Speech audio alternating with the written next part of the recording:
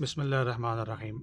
معزز خواتین و حضرات، بالخصوص جب ہم کلمہ شریف پڑھتے ہیں، نماز کی بات پڑھتے ہیں بعض جگہوں پر، اور بعض اوقات پاکستان میں بالخصوص جب جنازہ اٹھاتے ہیں تو کلمہ پڑھا جاتا ہے۔ اس کلمے میں لوگ اتنا اس کو لمبا لمبا کر کے پنجابی کے انداز میں پڑھتے ہیں کہ بہت ساری غلطیاں ہوتی ہیں، اور وہ غلطیاں بعض اوقات وہ اتنی بڑی ہو جاتی ہیں کہ بجائے ثواب کے وہ گناہ ہونے کا احتمال ہوتا ہے۔ جیسے لا الہ الا اللہ، اللہ کا نام موٹا ہے، لا الہ کو ایسے پڑھتے ہیں لمبا کر کے کہ وہ مذکر سے مؤنث بن جاتا ہے۔ اسی طرح محمد الرسول اللہ ہوتا ہے اور بہت سارے لوگ در رسول اللہ پڑھ رہے ہوتے ہیں۔ عربی جو گرامر جانتے ہیں، اگر اس کے پیچھے، اس کلمے کے پیچھے انا یا انا آئے تو پھر نصب یعنی دو زبریں آتی ہیں، محمد دن بنتا ہے۔ جب اس کے پیچھے انا یا انا نہیں ہے تو یہ دو پیش ہوتی ہیں۔ تو ایک مسلمان کو کم از کم کلمہ درست پڑھنا چاہیے۔ جس طرح پاکستان میں پڑھتے ہیں اس کے اندر غلطیاں، لا الہ، ہا کو اتنا لمبا کرتے ہیں، یہ غلط ہے۔ کسی بھی قاری صاحب سے جس کو تجوید اور قرات کو آتی ہو، اس سے پوچھیں کہ یہ غلطی ہے کہ نہیں ہے۔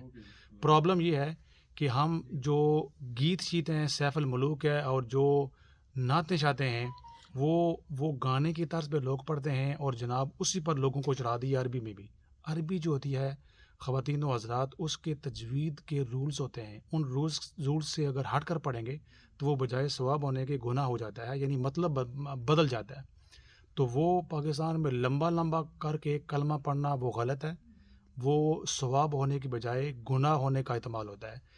اس کا جو کریکٹ ورژن ہے، صحیح انداز سے کلمہ پڑھنا، وہ میں آپ کو بتاتا ہوں، اس طریقے سے پڑھا جائے۔ میرے اوپر یقین نہیں ہے تو کسی اچھی ماہر قاری سے، اگر آپ کے محلے میں، شہر میں یا گاؤں میں ہے، یا جس کو جانتے ہیں، اس سے چیک کروا لیں کہ صحیح ورژن، صحیح کلمے کی پروننسیشن، لب و لہجہ کیا ہوتا ہے، تجوید اور قرات کے رونوں کے ساتھ کیا ہوتا ہے۔ اب آپ کو میں صحیح ورژن بتانے لگا ہوں۔ لا الہ، لا ای، اے نہیں بولنا، ہمارے لوگ اے بولتے ہیں، ای، لا الہ، اس کو لمبا نہیں کرنا، الا اللہ، اللہ کا نام موٹا، الا اللہ، محمد، میم مشدد غنہ، تھوڑا سا اس کو نا کے اندر رکھتے ہیں، محمد الرسول اللہ، را کے اوپر زبر، اس کو موٹا پڑھیں گے، للہ، اللہ کا نام موٹا پڑھیں گے۔ تو یہ اس طرح پڑھ سکتے ہیں آپ، لا الہ الا اللہ محمد الرسول اللہ۔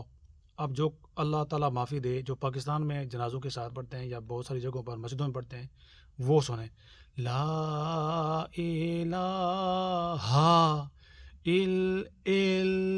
اس کو ڈیلا سا پڑھتے ہیں، شد کو سختی کے ساتھ جوڑتے نہیں ہیں۔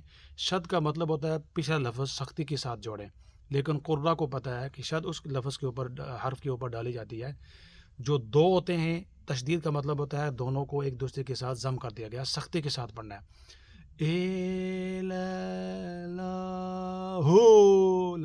ٹوٹل غلط ہے۔ کسی بھی قاری صاحب سے پوچھیں، یہ ثواب ہونے کے بجائے یہ گناہ ہوتا ہے۔ انسان کو، مسلمان کو کلمہ درست کرنا چاہیے۔ نعتیں بڑی بڑی پڑھتے ہیں اور پیسے اڑاتے ہیں، اور جناب پتہ نہیں بڑی بڑی محفلیں ہوتی ہیں، کروائیں، نعتیں بھی پڑھوائیں، لیکن یہ نعتوں نے اور انصاف الملوک نے اور گانوں کے طرز پر نعتوں نے کلمہ بھی ہمارا بگاڑ دیا۔ مسلمانوں کو عربی نماز کا جو سبق ہے، جو قرآن پاک ہے، اس کو بھی بگاڑ دیا۔